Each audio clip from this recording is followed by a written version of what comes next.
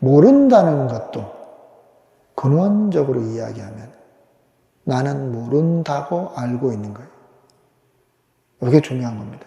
여러분은 저를 보고 있고 저는 여러분을 보고 있는데 이 모든 것들은 하나의 마음에서 일어나고 있다. 이 마음은 절대로 나눌 수 없다. 그런데 이 마음에 보는 측면이 있다. 대상으로의 측면이 있고 이것을 지켜보는 측면이 있다. 이게 감지가 돼야 돼. 우리 영화선을 8주 했기 때문에 그때 나왔던 이야기도 또 같이 또 언급은 될 겁니다. 왜냐하면 영화선 때 우리가 했던 내용들이 그게 그냥 영화만 본 게 아니고 그게 우리 이 본성자리를 보는 것하고도 연관되고 그리고 또 그걸 가지고 우리가 어떻게 살아가느냐. 결국 우리가 이 선 공부하고 마음 공부하는 거는 내가 지금 살고 있는 이 세상을 더 원만하고 더 자유롭고 더 행복하게 살기 위해서 공부하는 거잖아요. 그러니까 그런 관점하고도 연결해서 함께 이야기하는 거니까 이 이야기를 하나 저 이야기를 하나 결국 우리는 이 마음 깨닫는 것. 여기 이번에는 아예 제목을 참나 깨닫기로 제가 4주차는 그렇게 했는데 참나라고 하는 것은 우리가 알고 있는, 우리가 지금 쓰고 있는 이 몸뚱이 가지고 쓰고 있는 이 몸과 그리고 내 관계, 내 기억, 내가 갖고 있는 감정, 생각 우리가 일반적으로 당신 누구예요? 그러면 제일 먼저 뭐 이야기합니까? 이름 이야기하고 나이 몇 살이에요? 취미, 결혼했느냐? 아니면 자식이 몇 명이나 있느냐? 우리가 누군가에 대해서 안다라고 하는 것은 대부분 그런 식으로 이야기를 하는 거잖아요. 그것은 결국 내 몸을 기준으로 해서 있는 거다. 이 몸을 기준으로 해서 내 몸과 가장 가깝게 있는 사람들, 내 몸을 낳아준 사람이 부모님이고 내 몸과 함께 사는 사람이 나의 배우자고 이 몸을 통해서 나온 새로운 나의 그 가족들이 내 아들과 딸, 식구들이고 이 몸과 관련해서 친하게 지내는 사람들이 친구고 이웃에 살고 있는 사람들이 이웃이고 이 몸이 거주하고 있는 곳이 내 고향이고 내가 살고 있는 곳이고 이 다 몸을 기준으로 했습니다. 그런데 이 몸이 또 더 좋아하는 게 있잖아요. 나는 이런 음식 좋아하고 또 저런 음식 싫어하고 나는 이런 사람 좋아하고 저런 사람 좋아하고 그것도 다 몸을 기반으로 해 있는 거예요. 나의 감정, 감각 이런 것도 남자, 여자, 젊은 사람, 나이 든 사람 다 이 몸과 연관된 거라. 그래서 이 몸이 늙어가고 몸이 아파오면 괴로워지고 나의 청춘이 지나가는구나 쓸쓸해지고 서글퍼지고 이 몸의 기능이 제대로 안 되면 참 그것 같은 상실감이 없죠. 그죠? 마침내 이 몸은 결국 죽을 거라는 거. 우리의 삶은 이 몸을 기반으로 했을 때는 어쩔 수 없이 생로병사라고 하는 게 있을 수밖에 없다. 그러면 불교에서는 이 생로병사의 그 괴로움을 벗어나는 방법을 어디에서 찾고 있느냐? 부처님께서도 이 생로병사의 고통을 보고 거기에서 내가 아무리 좀 잘 먹고 잘 살아도 이거 여기에서는 벗어날 수 없구나 라고 해서 가족을 다 버리고 수행을 나가신 거 아니에요? 그럼 그렇게 해서 부처님이 찾은 진리는 뭐냐? 모든 태어난 존재는 인간뿐만 아니라 만들어진 모든 것은 결국 허물어질 수밖에 없다. 그건 어쩔 수 없다. 첫째, 그걸 받아들여야 된다. 두 번째, 그럼 그렇게 받아들이고 가면 되는 건가? 그것만은 아니다. 그걸 떠난 다른 세계가 있다. 생로병사에서 벗어나 있는, 생로병사가 없는 또 다른 차원이 있다. 그것은 이 몸을 기준으로 해서는 절대 발견될 수 없어요. 왜냐? 부처님도 돌아가셨거든. 부처님도 연세가 드셔가지고는 허리도 아프고 등도 아프고 이야기하다가 법문하다가 아이고 힘들어서 못하겠다고 누워 계시기도 하고 상한 음식 드시고 설사도 나고 병에 걸리고 다 그렇다 이 말이에요. 부처님한테도 여전히 늙음의 고통이 있고 죽음의 종말이 필연적으로 다가올 수밖에 없고 피로함을 느끼게 될 수밖에 없고, 그것은 아무리 부처님이라고 해도 벗어날 수 없어. 그런데 우리가 왜 부처님을 부처님이라고 하느냐? 그것과 다른 차원이 우리에겐 있기 때문이다. 그것을 이름해서 참나라고 하는 거예요. 우리가 몸뚱이를 기준 삼아 살고 있는 이것은 이게 진짜 나인가 하지만 사실은 이게 진짜 내가 아니라, 이것을 나로 알고 살면 우리는 이 생로병사라고 하는 것을 이 구속에서 벗어날 수가 없어요. 방법이 없어요. 물론 지금 현재 하고 있는 방법은 뭐예요? 최대한 생명을 연장하는 기술. 피를 교환해 가면서까지 안 늙도록 하려고 하고, 모든 약선자는 건강, 저속 노화를 지속시키고, 조금이라도 더 건강하게 오래 사는 방법을 연구하지만, 우리 그렇다고 한들, 영원히 살 수는 없다는 거예요. 그럼 또 영원히 살면 그럼 정말로 행복하냐? 아니라는 거예요. 평균 수명이 몇백 년 전하고 비교해보면 훨씬 길어졌잖아요. 예전에 조선시대 때 평균 수명 30에서 40대 정도밖에 안 됐다는데, 옛날엔 60이면 한갑하는 이유가 60살 산 것만 해도 아이고 참 오래 사셨습니다. 태어난 자기 갑자가 돌아올 정도로 아이고 참 건강하게 사셨다고. 옛날에 한 70 정도 돌아가셨어도 아이고 참 오래 계시다가 가셨다 그러잖아요. 요새는 60대인 분, 지금 만약에 내가 죽어야 된다 그러면은 다들 받아들이기 힘들죠. 최소 80 이상은 요즘 그 정도 기본으로 생각이 사니까. 그러면 20년만큼의 삶이 30년만큼 길어졌으면 그만큼 행복하냐? 그건 또 다른 문제죠. 그죠? 오래 산다고 해서 반드시 행복한 것도 아니고.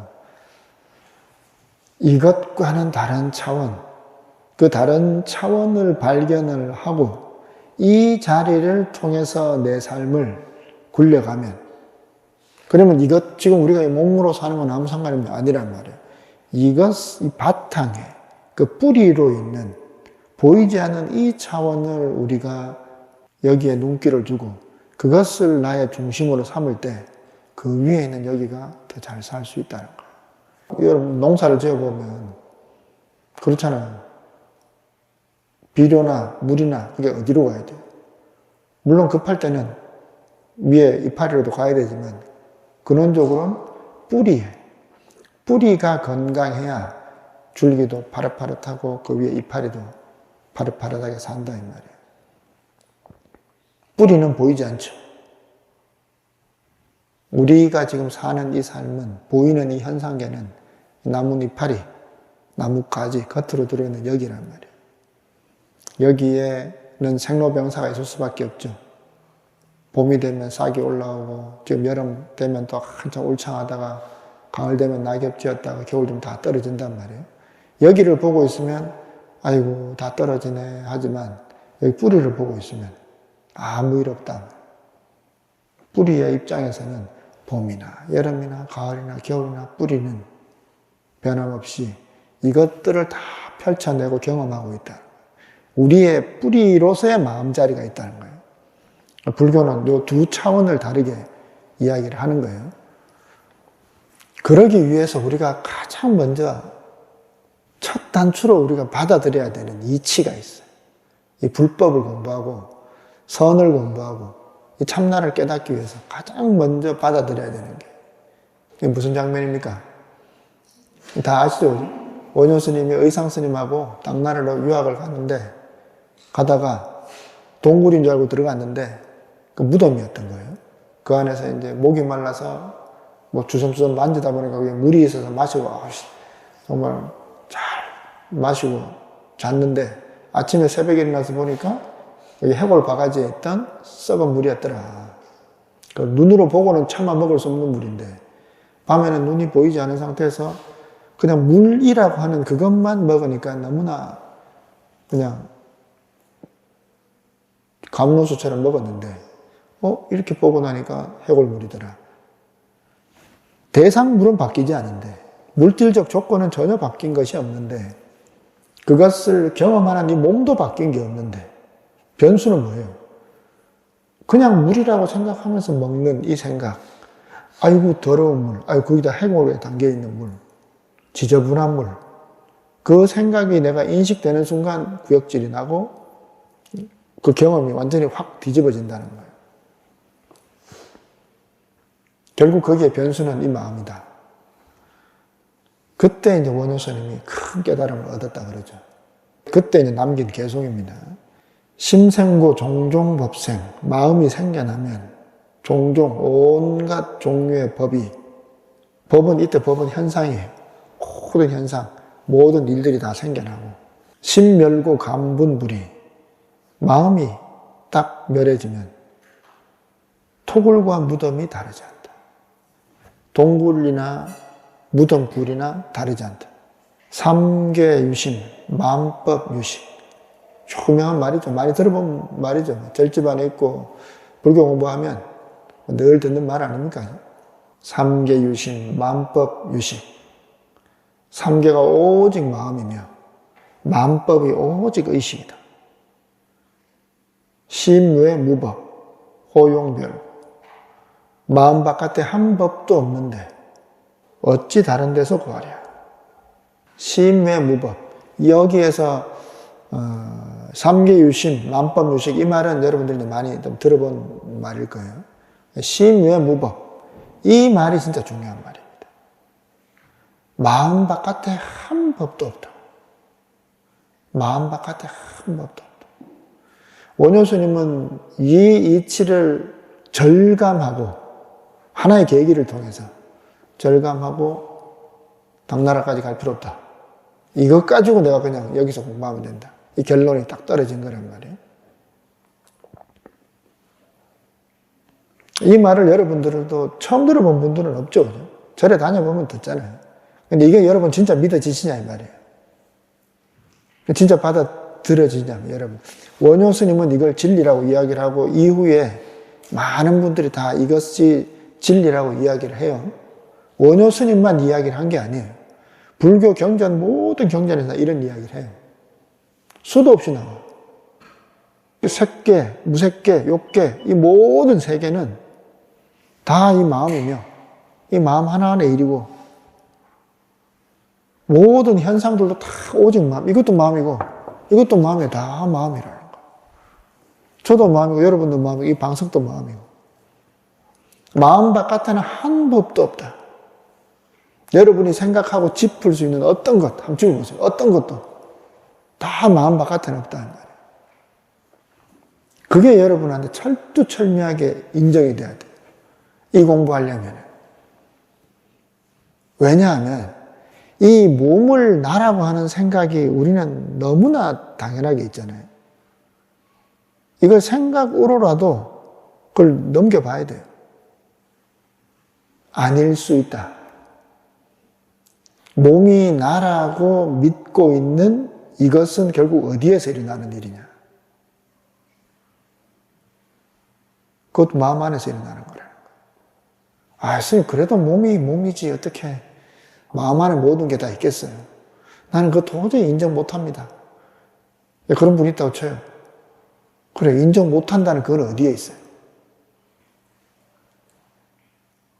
그 몸이에요, 마음이. 몸이 그렇게 생각해요, 마음이 그렇게 생각해요. 마음이 그렇게 생각한단 말이에요. 아무리 그래도 몸이 있으니까 마음을 생각을 하죠. 아이고 답답하네, 이 스님이 도대체 무슨 생각하는 거예요. 몸이 있으니까 생각이 나오죠. 그 생각은 어디에 있어요? 그 생각 결국 마음이란 말이에요. 몸이 있어서 그게 나온다. 이거 부정하는 게 아니고 어쨌거나 그건 일단 놔두더라도 아무리 봐도 몸이 없이는 생각이 없어요.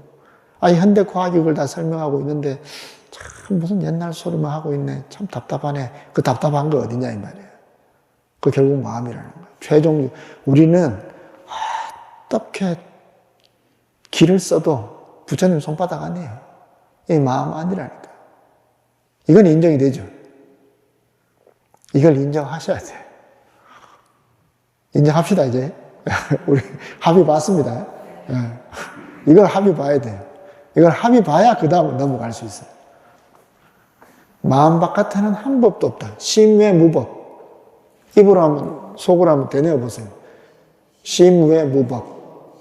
심외 무법. 마음 바깥에는 한 법도 없다.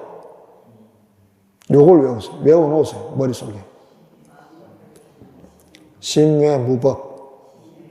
마음 바깥에는 한 법도 없다. 심외 무법. 나를 즐겁게 하는 것이든 나를 괴롭게 하는 것이든 내가 좋아하는 것이든 나쁜 거든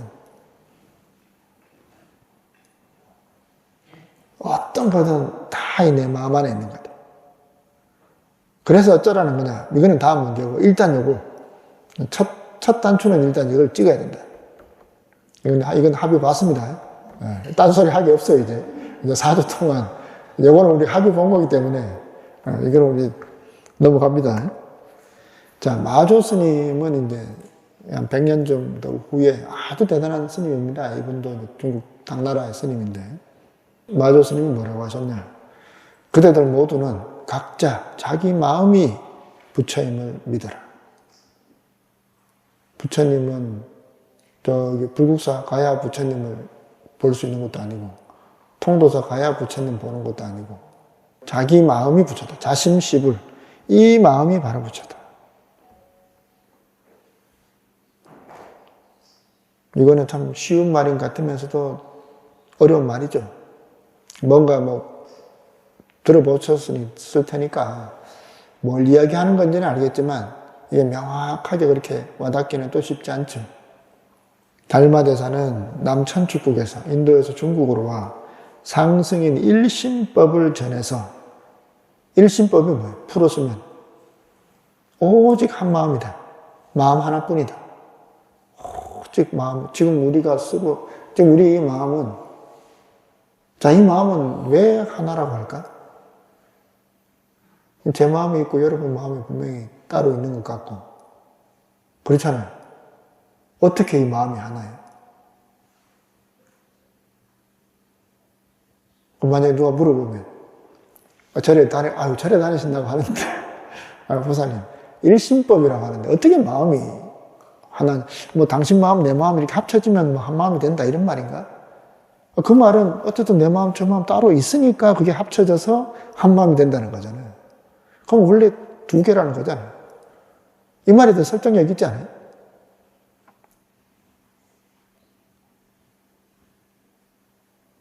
여기서 또 진짜 더 중요한 합의를 봐야 돼요. 우리가.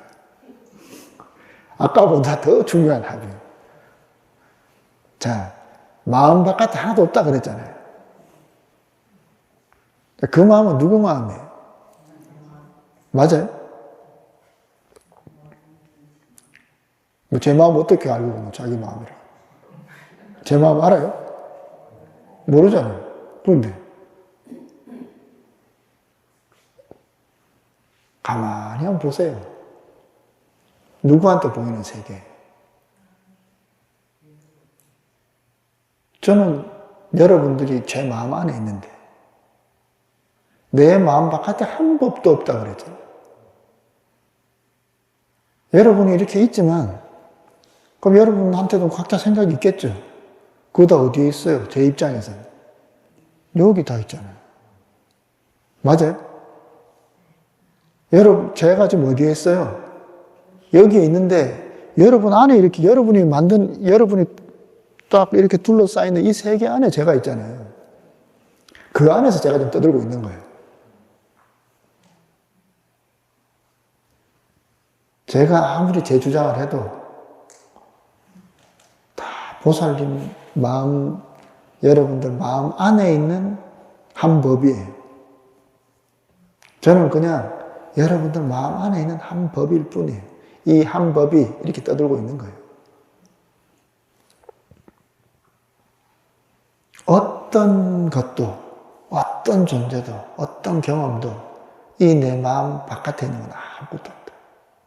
내 마음 바깥에 있는 것은 나는 절대 경험할 수 없다. 그래서 심외 무법이에요. 아까 우리 도장 찍었잖아요. 합의를 깨뜨리면 안 돼요. 그 다음에 요 합의서 위에 다시 한번 부가로 서약해야 되는 게 그냥 요 마음은 하나다. 내가 경험하는 것 하나다.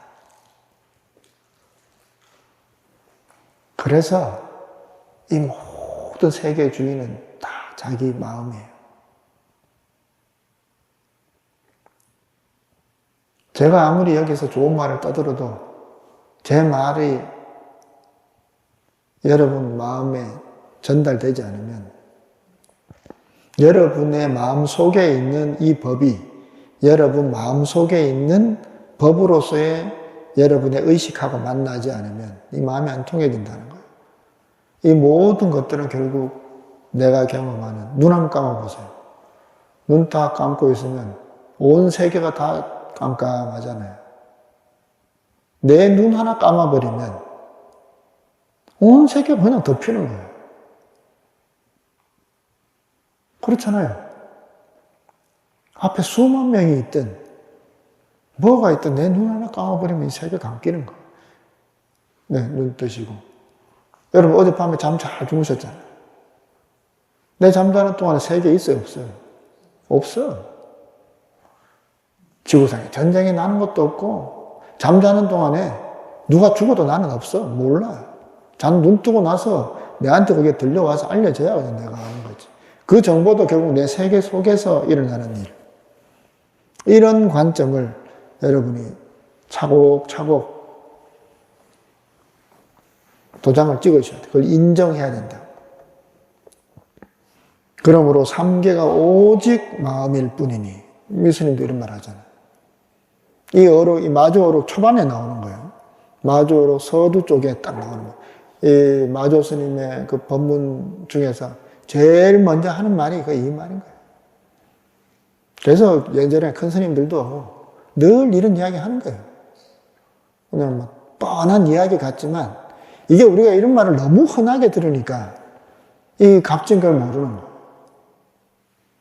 너무 흔하게 듣는데도 그걸 내가 명확하게 내가 그걸 인정을 안 하기 때문에 그냥 그런갑다 이렇게 넘어가는 거예요. 그렇게 해서는 이 법의 맛을 절대 못 봐요. 한 글자 한 글자가 명확하게 인정이 돼야 돼, 그냥. 그게 인정 안 되는 거는 그게 왜 그러면 이 말 했는가? 그걸 가지고 고민도 해봐야 되는 거예요. 삼계가 오직 마음일 뿐, 삼계유심 앞에 원효스님 했던 말과 똑같죠. 삼라만상은 마음이라는 한 법이 찍어낸 것이다. 일법지속이다. 한 법이, 이 마음이라고 하는 한 덩어리의 법이 다 만들어낸 거다. 마치 우리 마음속에 여러 가지 생각들이 있잖아요. 근데 그 생각들은 생각을 따로 이야기하면 요 생각, 저 생각 나눌 수 있지만 그냥 그 생각이 그냥 내 마음 안에서 일어나는 거잖아요. 그냥 내 마음이라고 하는 공간 안에서 요 생각, 저 생각, 요런 생각 그냥 올라오잖아요. 여기에 따로따로 실체가 있는 것 같지만 사실은 요 마음이라고 하는 것 안에서 여기에 조건 따라서 요 생각 나게 하고 저 생각 나게 하고 이렇게 나오게 한단 말이에요. 우리가 경험하는 이 세계도 마찬가지라는 거죠. 똑같은 식이라는 거예요. 이 뜻만 깨달으면, 이때 깨닫는다는 것은 그냥 아는 게 아니고 아 그럴 수 있겠구나 이게 아니고 이게 그냥 원효스님은 그냥 머리를 한 대 꽝 치듯이 그냥 이게 확 그냥 사무치도록 들어와야 되는 거예요, 이게. 진짜 그러네. 진짜 이 마음 바깥에 하나도 없네. 정말 그러네. 그게 처음엔 이치로서 납득이 돼야 되고 나중에는 그냥 이게 사무치게 들어와야 돼. 누군가를 사랑하고 누군가를 증오하듯이 그런 감정적 깊이로 그냥 확 들어와야 돼요. 진짜로 누군가를 뜨겁게 사랑하고 막 정말 보고 싶어서 막 미칠 정도로 그렇게 그냥 사무치는 그리움, 사무치는 그냥 애틋함 그런 느낌으로 이런 게 와닿는 경험이 있어야 돼요. 그래서 불교는 수행을 이야기하는 거예요. 수행을 통해서 어떤 계기를 통해서 이게 확 그냥 와닿아야 되는 거예요. 원효스님 같은 경우도 그런 거죠. 결정적인, 충격적인, 이렇게 내가 기존에 갖고 있던 인식을 틀을 깨고 그냥 확 뒤집어 버리는 그런 수행을 해봐야 된다. 이 뜻을 깨달으면 그때그때 옷 입고 밥 먹으면서 부처될 씨앗을 길러내고 인연 따라 시절을 보내게 되리. 이것만 알게 되면 밥 먹고 옷 입고 지금 여기 들고 나가고 이게 그냥 다 불법의 일이라는 거예요. 이것도 마음이고, 그러니까 여러분들이 밖에 나가서 공간을 보고 요즘 날씨가 너무 화창하고 좋잖아요. 아, 날씨 좋다. 하지만 그 뒷자락에 자꾸 그런 생각을 해봐야 되는 거예요. 아, 이게 마음의 일이구나. 내 마음에서 이런 즐거움을 느끼는구나. 자꾸 이렇게라도 자꾸 연결시켜 보셔야 돼요. 아, 내 마음이 이런 걸 느끼는구나. 내 마음이 없으면 저 세계도 없는 거구나. 저 넓은 하늘도, 저 푸른 산도, 저 강물도 이게 다 내 마음 안에 있는 거구나. 이런 생각을 의도적으로 자꾸 해야 돼요. 그래서 그게 차곡차곡 쌓이다가 어느 순간 그냥 막 전기가 쫙 오듯이 그냥 그런 경험들을 되풀이해서 해봐야 돼요. 그래야 언제라도 그냥 아 맞아, 이 다 마음 안의 일이지. 그런 말이 그냥 내 마음에서 톡 떨어진다 이 말이에요. 그러면 내가 생활하고 경험하는 모든 게 그냥 다 이 마음 안, 어떤 것도 마음을 벗어날 수 없는데 절에 있어도 이 마음 아니요, 시장에 있어도 이 마음 아니요, 교회에 가도 이 마음 아니요. 그 모든 게 그냥 이 마음 아니다. 이건 벗어날 수 없는 거예요. 오직 마음이다. 마음이라는 공간 안에 나와 세계, 나의 생각, 감정, 느낌이 일어나고 있다. 동의됩니까? 여기에 동그라미 치셔야 돼요. 맞다, 동그라미. 이 마음이 없으면 나도 없고 세계도 없다. 맞아요, 틀려요? 합의 본 사람들이 답을 왜 빨리빨리 하죠? 이거 물러날 길이 없어요. 우리 합의 봤잖아요. 이미 여러분 도장 찍었단 말이에요. 도장 찍었기 때문에 못 물려요. 자, 이 마음이 없으면 아무것도 없다. 맞아? 맞죠? 이 마음이 없으면 어떤 것도 경험될 수 없다. 그러므로 나는 마음이다. 요거는 조금 더 또 단계가 필요하겠죠? 이걸 인정하셔야 돼요. 그래서 나라고 하는 존재감, 내가 나라고 하는 것은 결국은 이 마음이다. 이 마음이 있고 모든 것이 있다. 그래서 내가 있고 세계가 있는 거예요. 나는 나의 몸과 마음을 지켜보고 알아차리는 마음이다. 요거는 이제 조금 더 진전된 이야기입니다. 진짜 나는 이 경험되는 이것들이 내가 아니고 나한테서 다 보이는 경험되는 이것들을 보고 느끼고 경험할 수 있는 요 뒷자리, 여기가 진짜 나다. 제가 참나 이야기한 건 여기를 이야기하는 거예요. 여러분도 나라고 할 수 있죠. 내 마음 안에 다 있으니까. 나와 분리되어 있는 존재는 아닌 거예요. 요 마음만으로만 봐도. 그런데 보이는 대상이고 진짜 나는 이것을 보고 있는 이 자리. 여러분은 저를 보고 있는데 보고 있는 여러분들의 마음, 이 마음으로 오는 게 수행이에요. 선수행은. 선에서 자기를 돌아보고 자기를 찾고 자기 본성을 보고 하는 것은 이렇게 보이는 이 세계에서 뒤로 한 걸음씩 한 걸음씩 오는 것. 보고 있는 나, 알아차리는 나. 그래서 관찰자, 주시자 이런 말을 하는 거예요. 무슨 말인지 이해되시죠? 이게 뭐 있는 것 같아요? 있으니까 제가 이야기하죠. 제가 어디 홈쇼핑 판매하는 것도 아니고 이거 팔아가지고 어디 돈 버는 것도 아니고 제가 경험하는 걸 이야기하는 거예요. 지금 제가 여러분에게 말씀드리는 거는, 지금까지 제가 말씀드린 거는 철저하게 제가 인정하고 철저하게 제가 경험하는 이야기를 여러분에게 확신을 갖고 신념을 갖고 이야기하는 겁니다. 이건 그냥 저 혼자만의 생각이 아니에요. 앞에 다 이야기해놨잖아요. 원효스님 다 이야기했고 마조스님도 이야기했고 손으로 공부모 다 이야기하고 있어요. 여러분은 저를 보고 있고 저는 여러분을 보고 있는데 이 모든 것들은 하나의 마음에서 일어나고 있다. 이 마음은 절대로 나눌 수 없다. 근데 이 마음에 보는 측면이 있다.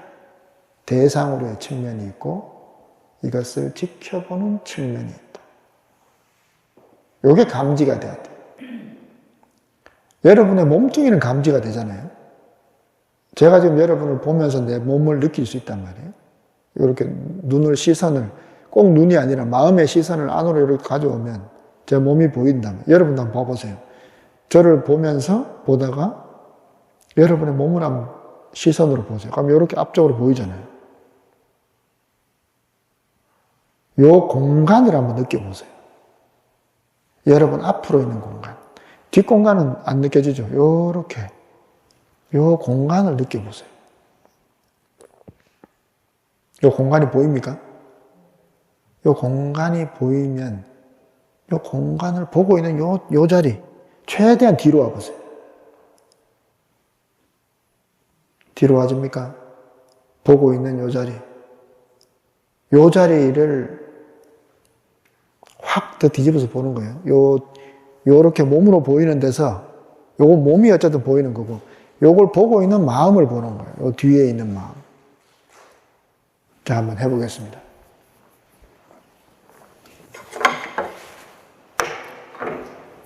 자, 죽비를 치면 딱 그 마음으로 한번 들어가 보세요.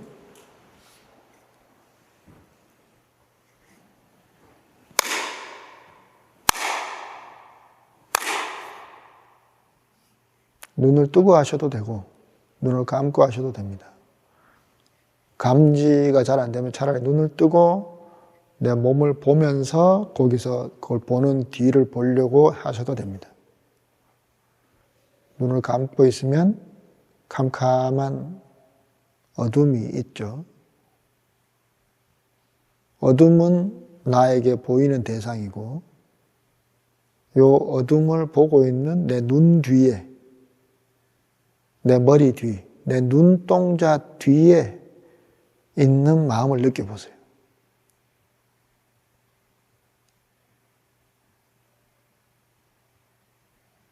저기 소음이 들리죠?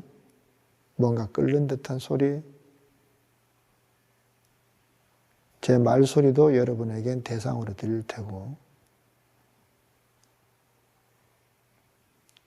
그 모든 것이 일어나고 있는 내 마음, 이 마음의 뒤쪽,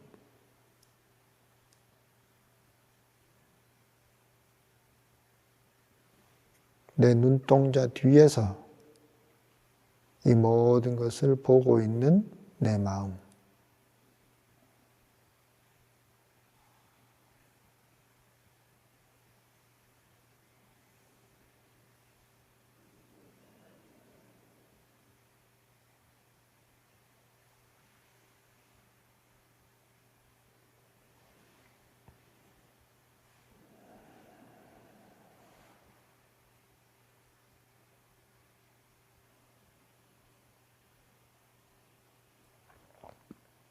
뒤쪽이 잘 안 보이면 이 모든 것이 내 마음 안에 있다. 이걸 먼저 첫 단추로 하세요. 모든 것이 이 마음의 일이다. 그리고 이 마음을 지켜보는 마음이 있다.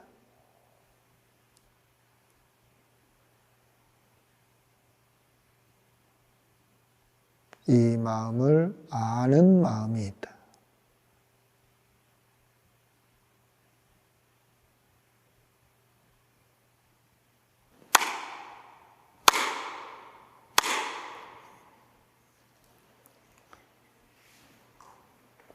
잘 보여집니까? 어떻습니까? 잘 안 보여지는 사람. 도저히 난 잘 안 된다. 질문 있으면 질문하십시오. 잘 되시는 모양이네. 네. 잠깐 일어나서 차 한 잔 마시고 시작하겠습니다. 일어나서 몸 좀 푸시고 계속 앉아 계셨으니까. 네.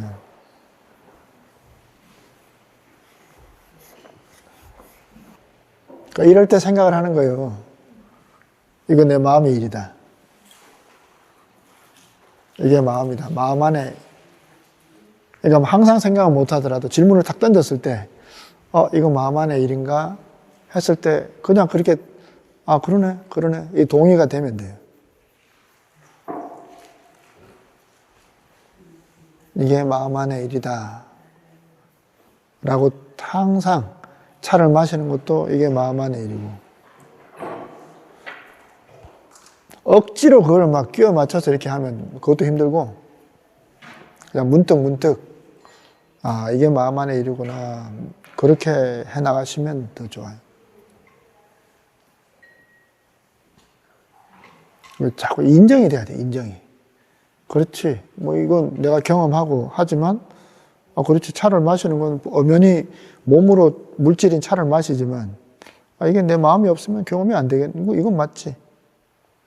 그렇게 그걸 조금 더 확장하면, 이 일이 결국 내 마음 안의 일이구나. 요렇게 단계를 거쳐서라도 생각을 자꾸 그렇게 만들어 가보는 거예요. 되시는 것 같아요? 아니, 보살요. 그래서 이 공부는 철저하게 자기부터인 거예요. 다, 정말로.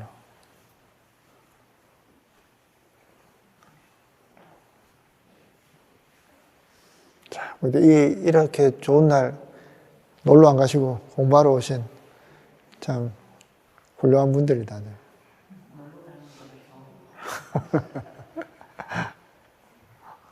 날씨가 갑자기 여름 날씨처럼 확 올라왔더라고요. 이게 모든 게 마음이라고 해서, 우리가 물질계 이 일을 무시하라는 게 아니에요. 물론 급진적으로 나가면 물질계에서 우리가 경험하고 하는 것들조차를 넘어설 수 있는 마음의 힘을 우리가 쓸 수도 있어요. 그런데 모든 게 마음이다 라고 해서 여기서 그냥 뛰어내리면 되겠어요? 마음 안에서 죽는 거죠, 뭐. 그래서. 그 까름하는 엄연이 있는데 더 포괄적인 원리를 인식을 하라는 거예요. 근원적인 바탕은 이 마음이라고 하는 것 안에서 결국 다 이루어진다.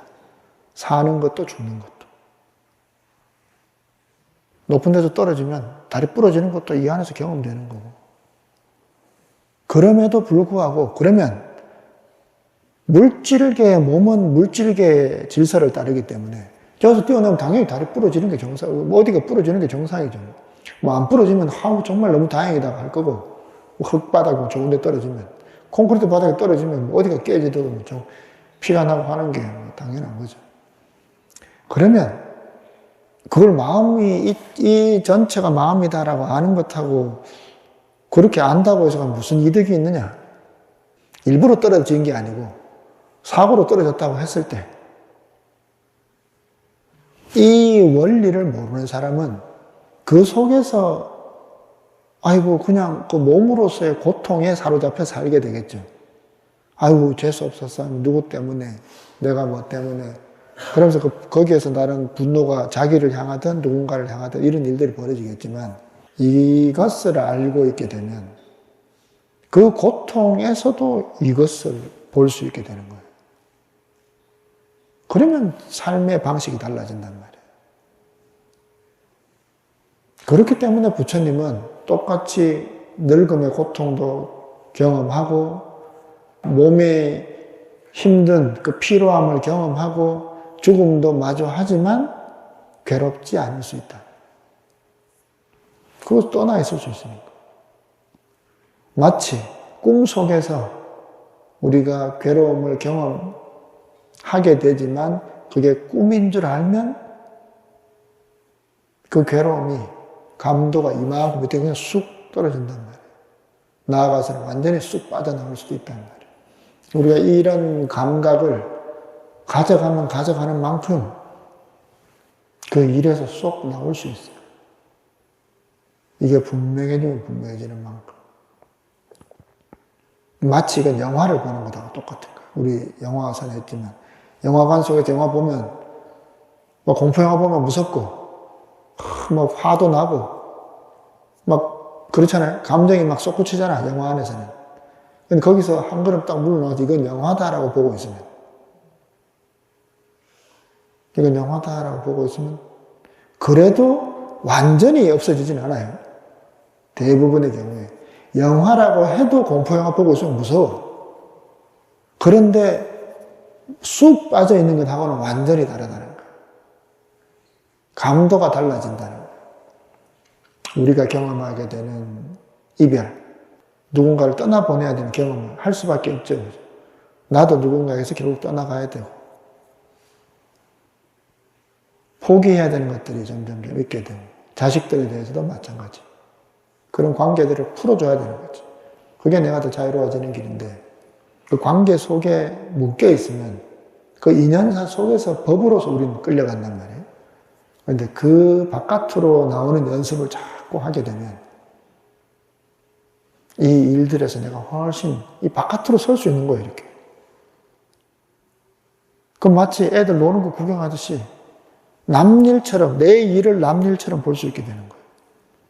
그럼 사는 게 훨씬 가벼워지죠. 그게 내가 얼마나 여기에 잘 설 수 있느냐. 순간순간, 원할 때, 필요할 때, 딱 이 자리에 설 수 있느냐. 설사, 가까운 사람이 사고로 죽든, 무슨 일이 일어나든, 아니면 내 몸에 막 큰 병이 있다고 소리를 듣든, 그냥 딱 이쪽으로 나올 수 있게 되면, 이 세계를 경험하는 방식이 차원이 달라진다. 그러면 여기에 내가 힘을 갖고 있는 만큼 이것 가지고 굴려갈 수 있는 거예요. 이 자리에 힘만큼 굴려갈 수 있는 거예요. 재밌게 놀다가 울고 웃고 떠들고 놀다가 이랬다가 정말 어떤 일이 탁 닥쳤을 때 그냥 딱 정신 차려 여기 딱 나올 수 있는 거예요. 놀 만큼 놀 때는 놀다가 딱 나올 수 있는 거예요. 완전히 여기서 냉담하게 구경꾼으로만 살라는 게 아니라 부처님도 그렇게 사시지 않았거든요. 아픈 사람 있으면 도와주고 힘든 사람, 제자들한테 가서도 늙은 제자, 아픈 제자 있으면 가서 그거 그냥 가만히 보고 아닌단 말이에요. 늙다 죽겠지 뭐. 이렇게 안 한단 말이에요. 늙은 사람 있으면 도와주고 힘든 사람 있으면 도와주고 그러니까 부처님 우리 자비롭다고 하는 거예요. 그런데 그렇다고 해서 아이고 죽었다고 하면 눈물 맨날 흘리면서 아니라 부처님도 부처님 제자인 마가섭이나 사리자 같은 경우가 훨씬 당신보다 나이가 많았기 때문에 일찍 돌아가셨단 말이에요. 슬퍼하시죠. 안타까워한단 말이에요. 그 인간적인 감정이 다 있어요. 그렇지만 적당히면 다 괜찮아요. 근데 우린 적당히가 안 되니까 문제인 거죠. 그게 나를 파고든단 말이에요. 살을. 후회도 나를 파고들고, 사랑도 나를 파고들고, 미움도 나를 파고든단 말이에요. 부처님도 싫은 사람 있죠. 왜 없겠어요. 말 안 듣는 제자들 진짜 많았거든요. 아휴, 저놈 인간들하고 도저히 안 되겠다. 당신이 떠나버릴 때가 있어요. 하도 말 안 들으니까. 세상은 그런 거예요, 원래. 그럼에도 그냥 거기까지라 이 말이에요. 다시 또 와서 아이고 잘못했습니다. 그러면 그래 앞으로는 그러지 마라. 인생을 그렇게 살면 얼마나 몰랑몰랑하게 참 자유롭게. 그래서 저는 비유를 그렇게 드는데 포스트잇처럼 포스트잇을 딱 붙였다가 떼버리면 되지. 근데 우리는 본드를 붙여놓는단 말이에요. 붙여놓고 떼려고 그러면 찐득하게 때려서 떼도 뭐 손도 하면 먼지 막 붙고 거기에 그럼 찝찝하잖아요. 포스트잇 얼마나 좋아. 딱 붙여도. 물론 뭐 잘 떨어져서 뭐 그게 서운할 수도 있겠지만 그걸 오히려 좋게 생각해야 된다. 아 당신 사랑해. 좋아. 아 그래 아니면 말고 뭐 까짓 나도 뭐 딴 남자 만나지 뭐. 바람 피워라 뭐 까짓 거 나도 뭐. 그냥 그렇게 뭐 애들 사랑하면서 키워야 되죠. 정말 하지만 밥 먹기 싫으면 치워라. 그래 돼야 되는 거예요. 요즘 문제가 뭐냐. 애들 키우면서도 너무 동일시해서 그런 이야기 하면 또 뭐 한도 끝도 없어지니까. 자, 그걸 일단 빼고.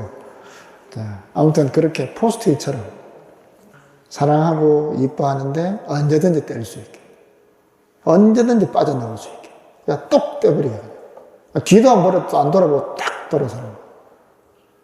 그렇게 살면 내가 세상의 갑으로 살 수 있어요. 사람 모든 관계에는 언제나 갑을 관계가 있거든요. 여러분 한번 생각해 보세요. 여러분의 지금 관계 중에서 내가 갑으로 있는 관계가 얼마나 있나 한번 보세요. 남편하고, 아내하고, 자식하고, 내하고. 누가 갑이에요? 대부분 을로 살 거라. 그렇지 않아요? 대부분 착한 사람들이 대부분 을로 살아요. 못된 놈들이 다 갑으로 살아요. 그런데 원리는 그래요. 진짜로.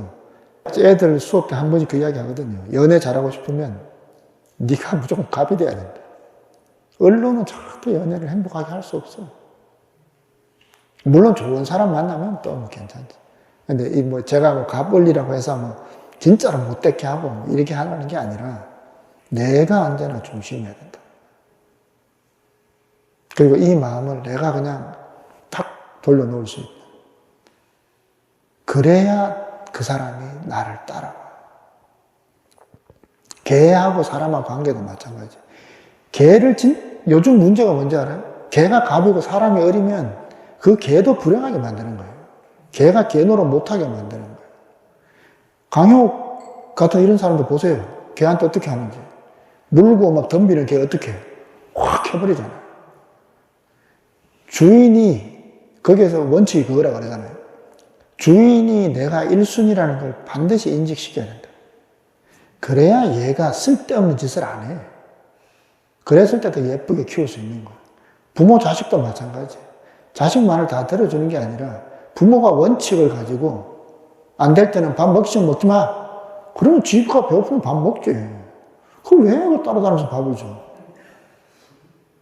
안 치우면 혼을 내고 그게 결국 그 아이를 돕는 거라는 거예요. 그게 내가 갑이 되어야 애한테 안 끌려가는 거예요. 그게 결국은 그 애도 갑이 될 수 있는 거예요. 나중에 그렇게 성장하는 애가.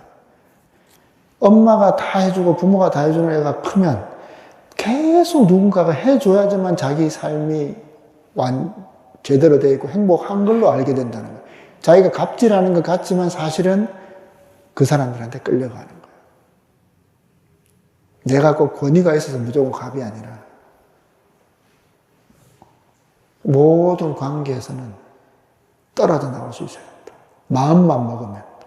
그래서 스님들이 기본적으로 수행의 첫 단추가 출가예요. 권속을 떠나는 거예요. 가장 깊은 까르마로 연결되는 인연에서 그냥 끊고 나오는 거예요. 모질죠? 못됐지? 어떻게 보면. 부모 형제. 그런데 그거에 돼야 된다. 그렇게 자르고 탁 뒤도 안 돌아보고 떠날 수 있는 그 마음이 되어야 다른 것도 그렇게 할 수 있다. 자기 몸에 대해서도 내가 느끼는 모든 것들에 대해서. 아무튼 그런 단호함이 가능해야 된다. 무슨 이야기 하다가 이 이야기로 넘어가는지 모르겠는데. 자, 예? 그러게. 포스트잇처럼 어쨌든 우리가 이 세계의 경험을 언제나 그렇게 하면 사는 게 되게 가벼워진다. 진짜 그래요. 정말 그렇기 때문에 제가 이런 말을 계속 강조하는 겁니다. 자, 그러면 그렇게 할 수 있으려면 내가 중심성이 확실해져야 되는데 그 중심성은 내가 억지로 만든 중심성이 아니고 본래 나한테 있는 요 바탕의 자리를 내가 확보해야 진짜 가능해져. 우리가 이 공부하는 분상에서는 근원적인 이 자리를 얻으면 진짜로 내가 어떤 것에도 빠져나올 수 있다. 이 세계 속에 우리는 경험을 하고 여기서 재밌게 알콩달콩 살기도 하고 재밌는 거 맛있는 것도 먹고 재밌는 것도 보고 놀고 해야지. 우리는 그런 경험 다 하죠. 우리의 몸은 그런 희노애락 속에 있으면서도 빠져나올 수 있어야 된다. 그러면 빠져나올 수 있는 자리가 있느냐? 있다. 그러니까 누구한테라도 있다. 요것은. 이걸 이야기하는 겁니다. 그 마음을 공적 영지의 마음이라고 그래요. 본래부터 텅 비었고, 공은 빌공자고, 적은 고요할 적자입니다. 적적한. 이 자리는 원래 텅 비어있고, 어떤 것도 없이 고요하고, 그런데 영지, 신령스럽게 안다. 우리의 이 마음 바탕은 텅 비어서 아무것도 없는데 신령스럽게 한다. 아까 제가 여러분한테 보라고 하는 마음이 이 마음입니다. 내가 있고 내 마음이 이렇게 있는데 이것을 보고 아는 마음이 있네. 요 마음, 요 아는 마음. 이게 공정영지라고 하는 거예요. 선에서는. 수심결이라는 책에 나오는 겁니다. 저의 분상에서, 저의 수준에서 나는 공정영지란 말은 들어봤는데 도저히 너무 어렵습니다. 무슨 말인지 잘 모르겠습니다. 어떤 게 진짜 공정영지의 마음입니까? 이렇게 물어요. 보조스님이 그대가 지금 내게 묻는 그것이 바로 그대의 공적영지심인데 어째서 돌이켜 비추지 않고 밖으로 찾는가? 나 모르겠는데요. 제가 저번에도 이 말씀 계속 드렸죠. 저는 공정영지심이 뭔지 잘 모르겠어요. 이 참나의 마음이 뭔지 잘 모르겠어요. 나는 진짜 모르겠어요. 모른다는 것도 근원적으로 이야기하면 나는 모른다고 알고 있는 거예요. 이게 중요한 겁니다. 모른다, 모르겠다. 이 말은 나는 알지 못하고 모른다라고 알고 있는 거잖아요. 그 밑에 숨어있는 문장이 있다. 나 그래도 이해가 안 되는데요. 이해 안 된다고 알고 있는 거잖아요. 그렇잖아요. 그렇게 알고 있는 마음이 뒤에 있다는 거예요. 언제나.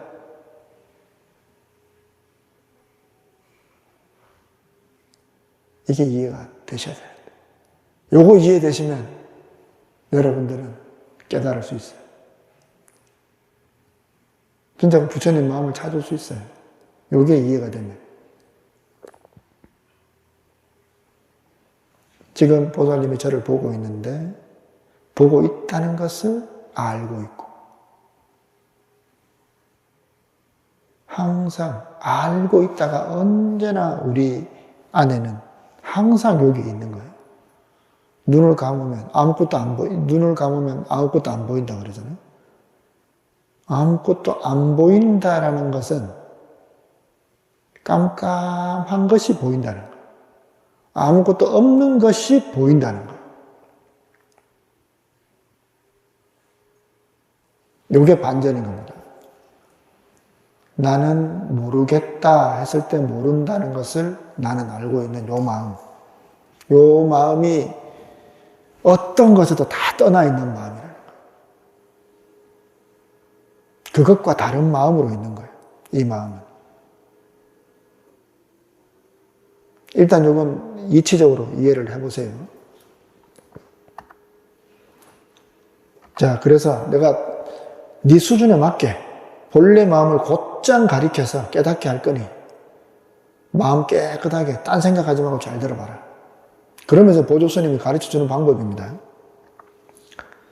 진리로 들어가는 길은 많지만 이 자리를 깨닫게 하는 방법은 많죠. 수많은 방법이 있죠.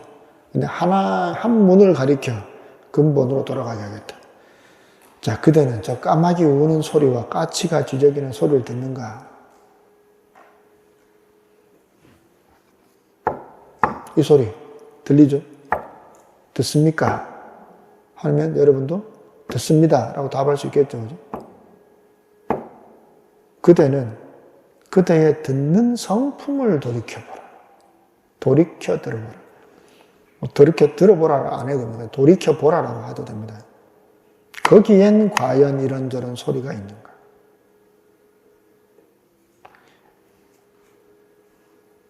요 밑에 대답은, 이 질문자의 대답은 그 속에 들어가서는 어떠한 소리도 어떠한 분별도 없습니다.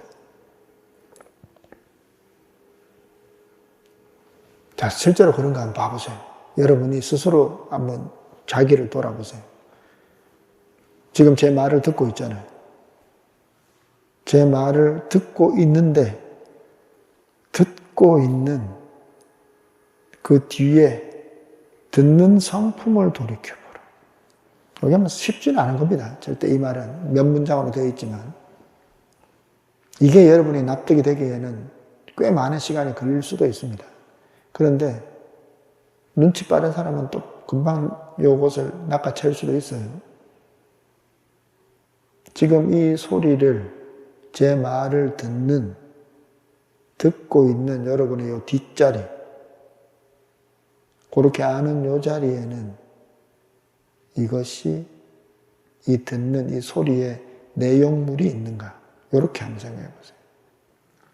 이 내용물의 뒷자리에는 이 내용들이 있는가?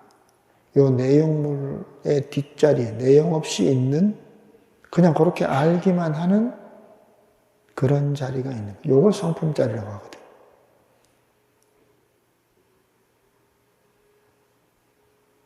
이 자리가 납득이 되고 이 자리를 낚아채 보셔야 돼요.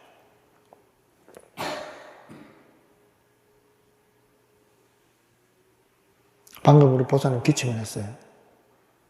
소리가 지나갔잖아요. 기침 소리를 우리는 듣고 있는 마음이 있었죠. 그죠? 저절로 다 들었잖아요. 들으려고 해서 들은 게 아니라 저절로 들었죠. 이 공간 안에 있는 사람은 누군가가 기침을 하면 저절로 들어요. 근데 그 다음에 뭐가 들려요?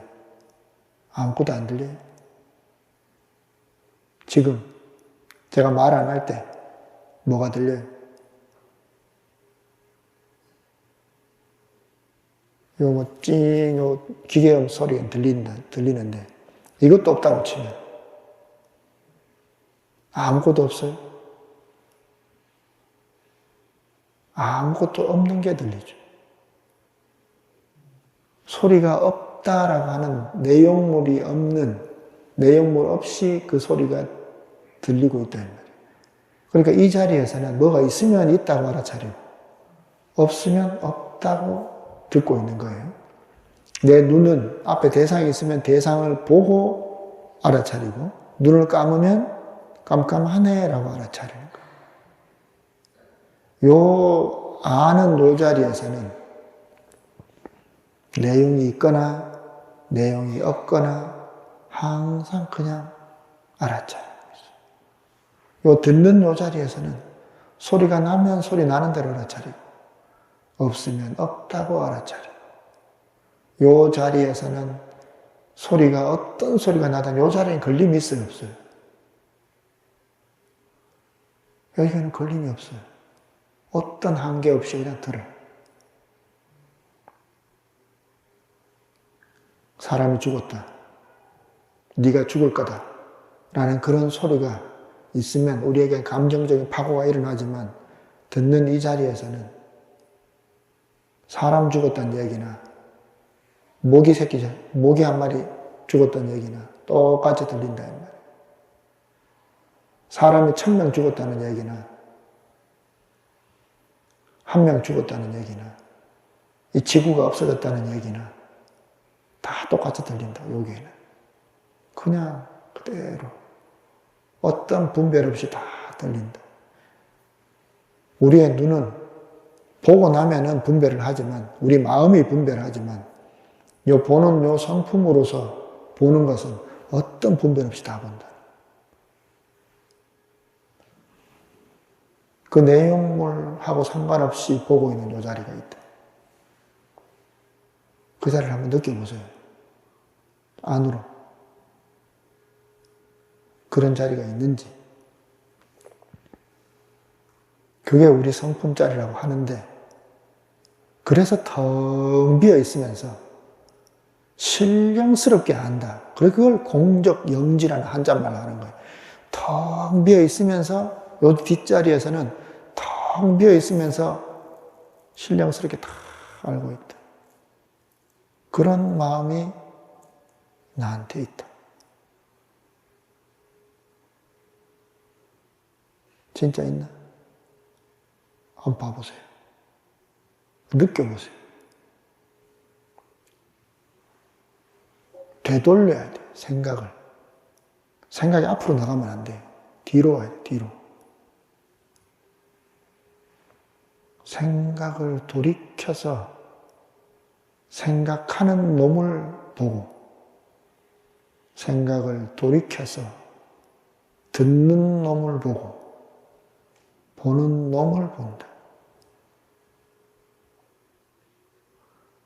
이 자리는 한 번만 제대로 탁 낚아채면 그 다음부터는 낚아채기가 쉬워요.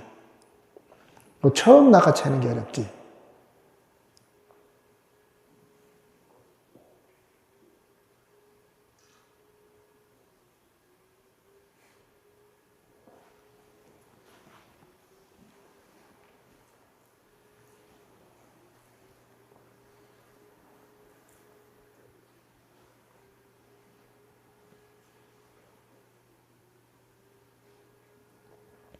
보고 있으면서 보는 놈을 본다.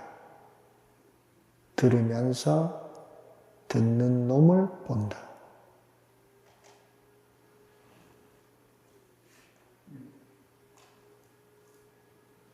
자, 요 자리에는, 어쨌든 요 성품 자리, 이제 4주 동안 제가 이제 계속 이 이야기를 할 겁니다.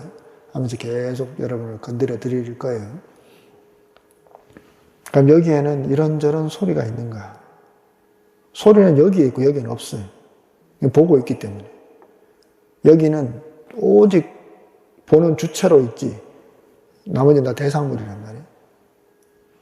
그럼 여기에 들어와서는 어떤 분별도 없습니다 라고 이제 질문자가 답을 했어요. 기특하다, 기특하다. 그것이 바로 관음보살이 진리에 들어간 문이다. 이걸 관음임리지문이라고 하는데, 관세음보살이 이렇게 해서 깨달았다는 거예요. 그래서 관세음보살이에요. 그러니까 이 소리를 듣는 성품을 돌이켜서 이 자리에는 어떤 것도 걸림이 없고 여기에서 모든 지혜와 모든 공덕이 나온다. 이걸 깨달아서 관세음보살은 이 대상세계에서 벗어나서 중생의 그 모든 괴로움의 소리에 구제를 해주신다는 거. 관세음보살 우리가 기도, 정근 기도 같은 거 할 수 있는데, 그때 우리는 보통 관세음보살 상 있는 데 가서 거기에 대상으로서의 관세음보살을 보고 관세음보살님이 나를, 내 이 고통을, 아니면 내 문제를 해결해 주기를, 그게 이제 보통 관음 기도 하는 거잖아요. 유명한 관음 기도 도량들이 있잖아요. 뭐 해수관음이라든지 이렇게 모셔놓고, 우리는 그런 것들을 상징물로 하지만, 물론 그게 무조건 뭐 틀렸고 이런 게 아니라, 근원적인 원리는 그것도 어디에 있는 거예요? 저기 낙산사 해수관음은 어디에 있어요? 우리 첫 번째 계약서. 내 마음 안에 있는 거예요. 그런데 가면 왜, 집에서 기도하는 것보다 그런데 가면 기도가 더 잘 되는 건 있죠. 왜 그렇겠어요? 거기는 내가 거기에는 관세음보살님이 있는 기도 도량을 믿고 있으니까, 그 수많은 사람들이 거기서 기도하던 그 원력들이 에너지가 돌아가니까. 지금 우리가 여기서 이런 이야기 하는 것도 이런 공간에 있으니까 이야기가 더 잘 되는 거잖아요. 학교 강의실에서 이야기하는 것도 여기서 또 강의 이야기하는 게 다르고, 법당에서 이야기하는 게 또 느낌이 다르고, 그런 것처럼 우리 마음 안에, 한 마음 안에 있지만 우리의 마음이 작용하는 그 패턴들이 있기 때문에, 그런 관음 기도 도량에 가면 그런 마음부터 잘나고 하겠죠. 그런데 근원적으로는 그거 다 내 마음 안의 일이다. 그럼 진짜 관세음보살은 어디에 있느냐? 내 소리 다 듣고 있는 소리 누가 듣고 있어요? 내 소리 어디서 듣고 있어요? 여기서 다 듣고 있다. 관세음보살을 보고 있는, 관세음보살을 기도하는 이것도 어디서 나오는 거냐? 여기서 나오는 거라. 아까 그랬잖아요. 질문하는 네 안에 공적 영지심이 있다. 관세음보살 기도하는 이 마음, 여기에서 관세음보살을 그려서 여기서 대상으로 해서 열심히 기도하는 거예요. 그러니까 그거는 그대로 효과가 있죠. 그런데 보다 근원적으로는 여기라는 걸 알면 이렇게 가서 이렇게 오는 게 아니고 요리 바로 더 갈 수 있다는 거죠. 당구에 보면 3쿠션이라고 하는 게 있죠. 탕탕 쳐서 이렇게 오는 게 아니고 바로 곧장. 그래서 선은 직지법문이라고 하는 거예요. 곧장. 내가 관세음보살님 모셔놓고 열심히 관세음보살님한테 기도해서 관세음보살님을 내가 믿는 만큼 관세음보살님 나한테 가피를 주는 이게 아니고 여기로 그냥 곧장. 관세음보살님도 여기, 지장보살님도 여기, 아미타 부처님도 여기, 그냥 여기로. 내가 다시 그대에게 묻겠다. 그대가 이 자리에 일어났을 때 어떤 소리도 분별도 얻을 수 없다고 했는데 이렇게 얻을 수 있는 게 여기서 얻을 수 있다. 여기서 붙잡을 수 있는 게 아무것도 없다는 거예요. 여기는 아무것도 없는데 그러면 여기는 허공과도 같지 않느냐? 여러분이 질문을 하면 뭐라고 대답을 하겠어요? 여기에는 소리도 없고 분별도 없고 아무것도 없다. 그럼 여기는 허공하고 똑같네? 비슷한 측면이 있죠. 공적이라 그랬잖아요. 텅 비어있다. 근데 그 뒤에 뭐라 그랬어요? 네. 허공하고 다른 점이 뭐겠어요? 이게 본질인 거예요. 원래부터 공하지 않다. 공한데 공하지 않다. 왜 공하지 않느냐? 허공 같지 않다 이 말이에요. 허공은 아무것도 없잖아. 그야말로 아무것도 없는 것밖에 없죠. 밝고 밝아 어둡지 않다. 이걸 신령하다고 하는 거예요. 여기는 모르는 게 없어. 정말 다 이게 저 사람 마음이 언제 어떻게 되고 내가 주식을 투자를 해야 될지 말아야 될지 어디로 이사 가야 될지 날짜 받고 이런 걸 아는 게 아니에요. 그냥 지금 나한테 일어나는 모든 일이 있는 그대로 그냥 다 비추듯이 안다는 거예요. 이렇게 밝아 있다는 거예요. 원래 불공, 명명불매. 원래부터 이 자리는 없지 않고 밝고 밝아 어둡지 않다. 이 자리가. 그래서 이 자리가 관세음보살 자리가 되고 이 자리가 아미타불 자리가 되고 이 자리가 우리의 본원각성의 자리가 되는 거예요. 그렇다면 어떤 것이 공하지 않다 그런데 공하지 않다는 그럼 그 실체는 뭐냐? 이건 뭐라고 말로 할 수 없다. 이 자리는 모양이 없으므로 말로 할 수 없다.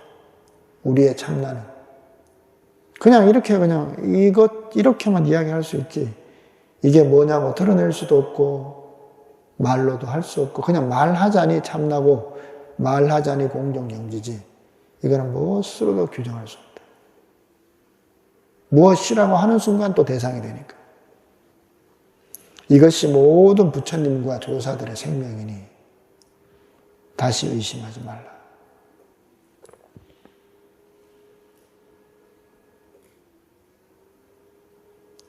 선에서는 이걸 믿는 걸 진짜 신앙이라 그래요.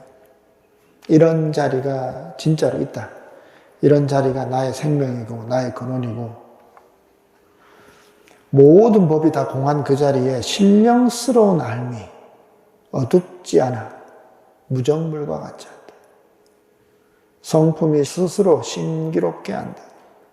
이것이 바로 그대의 공적 영지하는 청정한 마음의 실체다. 이 자리가 우리 마음의 진짜 마음이라는 거예요.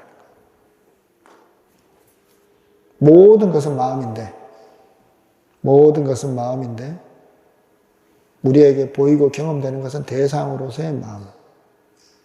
그런데 이 모든 경험의 바깥으로 나올 수 있으려면 요 공정 영재 요 마음을 우리가 알아야 된다.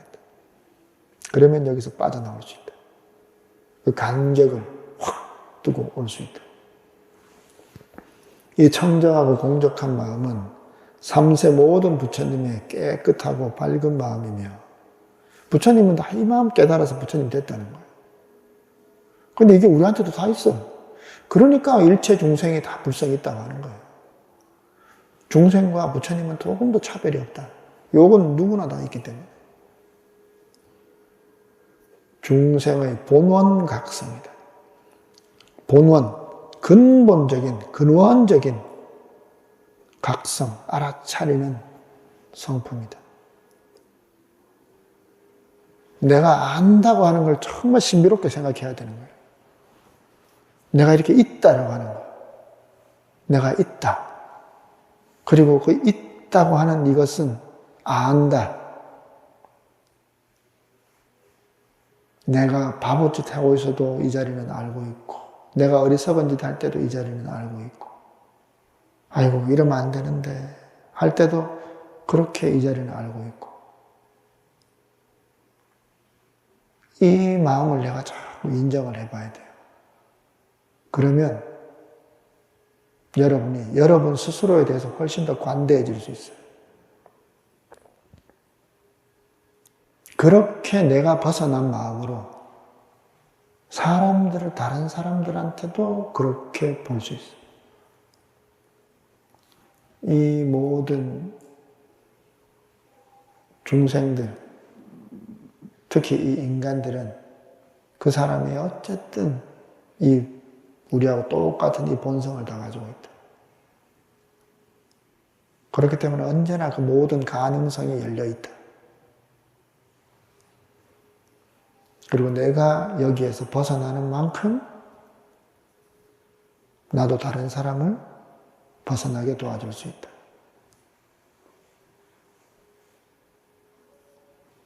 들어가는 것도 자유롭고 나오는 것도 자유로울 수 있어야 된다. 네, 다음 주까지 틈나는 대로 요 단계를 한번 밟아보세요. 마음이다. 지금 내가 경험하는 거 이거 진짜 이거 마음 안의 일인가, 마음의 일인가 보고 있는 것에서 보는 나로 한번 자꾸 돌아와 보세요. 그렇게 연습 한번 해서 다음 주에는 더 깊숙이 들어갈 수 있도록 해보시기 바랍니다. 수고하셨습니다.